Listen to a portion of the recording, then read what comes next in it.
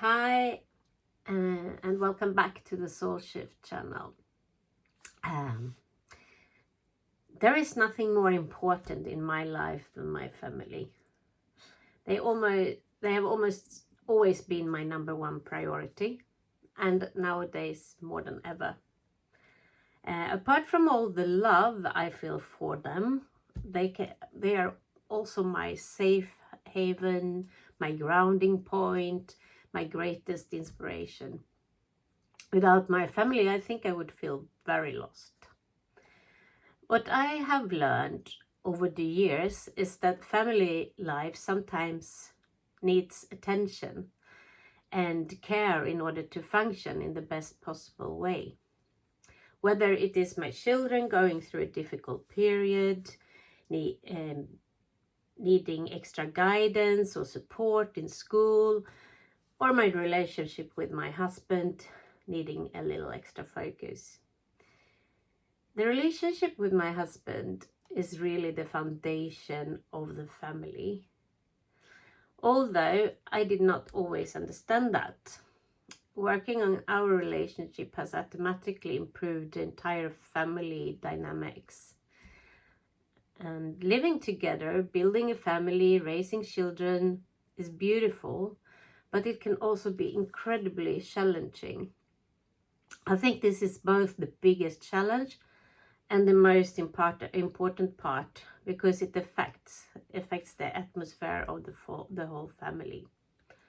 And there was a period in my life when I focused far too much on all the things my husband did wrong, instead of seeing all the wonderful things he actually did every single day. And honestly, it took a lot of work from my side to change that mindset. And it is still something I need to be aware of. It is so easy to place your frustration on the person closest to you. And for me, that person has often been my husband, at least since we built family. I know I will come back to this topic again, because I think relationships are more important, not only for family life, but for life in general. One thing I deeply believe in is that love is one of the most important ingredients in raising children. I truly think love can solve so many things on its own. In my girl's room or child room, when I was a little girl, I had a postcard that said, "Love me the most when I deserve it the least." And that sentence stayed with me and became something I generally try to live by.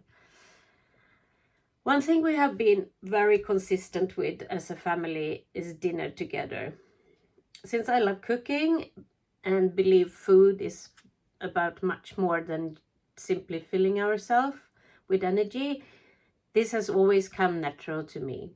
When the children were younger, family dinners were not always peaceful, far from. There were arguments, everyone wanted to talk at the same time, and honestly, it could be rather stressful. But as the kids grew older, those dinners slowly became one of the best part of our lives together. Today, I honestly cannot imagine life without them. And we have usually had one evening a week where we cook something a little more special and really sit down together. For many years, that dinner was on Fridays, but nowadays it is often moved to Thursdays, of the simple reason that the kids are no longer little children and usually want to spend Fridays with their friends instead. And I mention this because I think flexibility is so important in family life. Things change, people grow, schedules changes, and instead of stressing about keeping old traditions exactly the same, we just adjusted ours to fit the life we actually have now. Prioritizing my family is probably one of the best choices I've made in my life. It may even have cost me certain career opportunities along the way, but honestly, I would never have been able to feel content on my deathbed otherwise. A job can disappear at any moment, but your family remains. I actually think our family became closer during COVID.